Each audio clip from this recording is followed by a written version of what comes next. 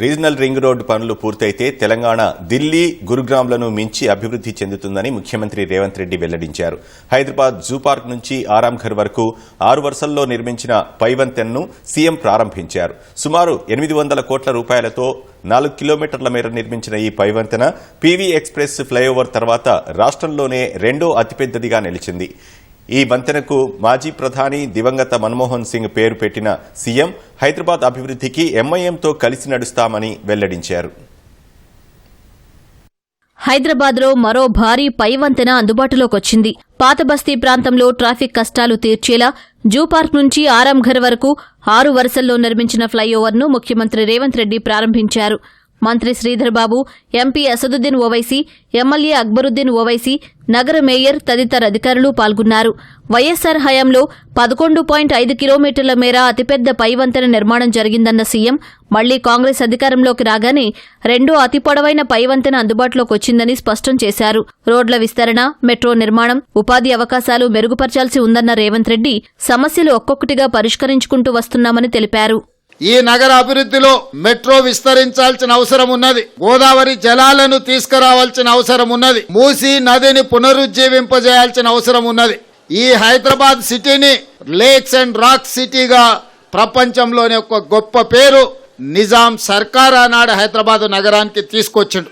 ఇవాళ ఆనాడు నిజాం చేసిన అభివృద్ధిని పరిరక్షించుకుంటే ప్రపంచ చిత్రపటంలో హైదరాబాద్ నగరంతో పోటీ పడే నగరమే లేదు. కానీ కాలక్రమేణా కబ్జాదారులు లేదా ఆక్రమించుకోవడం వల్ల హైదరాబాద్ నగరం యొక్క సుందరీకరణ దెబ్బతింటున్నది. ఈ రోజు హైదరాబాద్ నగరంలో చిన్న వర్షం వచ్చినా వరదలు వస్తున్నాయి, ట్రాఫిక్ జామ్లు అవుతున్నాయి. వీటన్నిటిని కూడా పరిష్కరించుకోవాలన్న ఆలోచనతోనే ఈ రోజు మన ప్రభుత్వం ముందుకు వెళ్తుంది.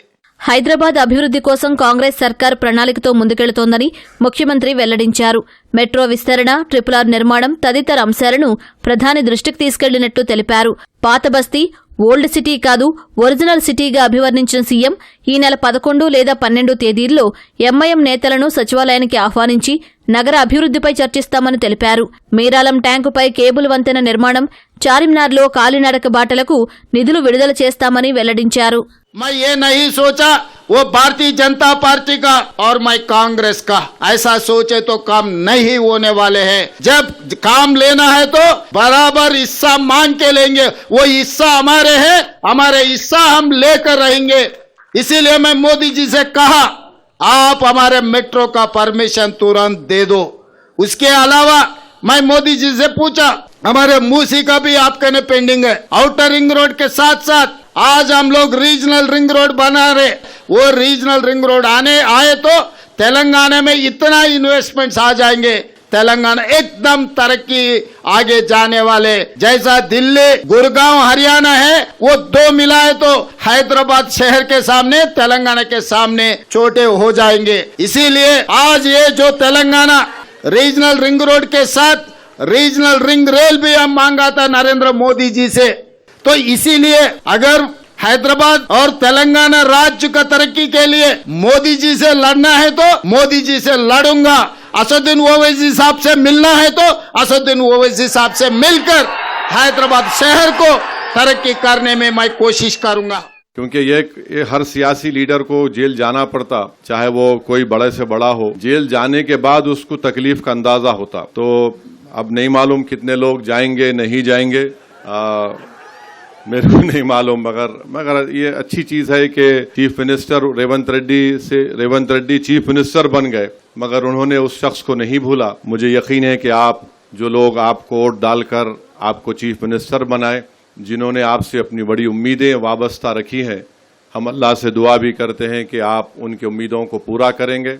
और हम तो यही चाहेंगे कि आप फिर से आगे बढ़ें, तेलंगाना को और उरूज दिलाएं. तेलंगाना का एक नाम है और हैदराबाद तेलंगाना का एक ग्रोथ सेंटर है. यहाँ के अमन को हमको हर हाल में मजबूत रखना है. జూ పార్క్ ఆరాంఘర్ ఫ్లైఓవర్ను గత ఏడాది డిసెంబర్లోనే ప్రారంభించాల్సి ఉండగా సర్వీస్ రోడ్డుకు సంబంధించి భూసేకరణ ఆలస్యం వల్ల వాయిదా పడింది.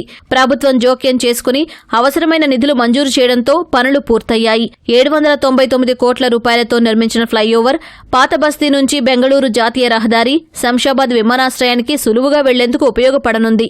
గతంలో ఈ ప్రాంతంలో జూ పార్క్ నుంచి ఆరాంఘర్ వెళ్లేందుకు గంట నుంచి గంటన్నర పట్టగా ఇప్పుడు 20 నిమిషాల్లోనే చేరుకోవచ్చు. మాజీ ప్రధాని పివి నరసింహారావు, ఆర్థిక మంత్రి మన్మోహన్ సింగ్ ఆర్థిక సంస్కరణలు అమలు చేసి దేశాన్ని దివాళా తీయకుండా రక్షించారని సీఎం తెలిపారు. ఇప్పటికే పివి నరసింహారావు ఎక్స్ప్రెస్ ఫ్లైఓవర్ ఉన్న నేపథ్యంలో కొత్త పైవంతెనకు డాక్టర్ మన్మోహన్ సింగ్ పేరు పెడుతున్నట్లు ప్రకటించారు.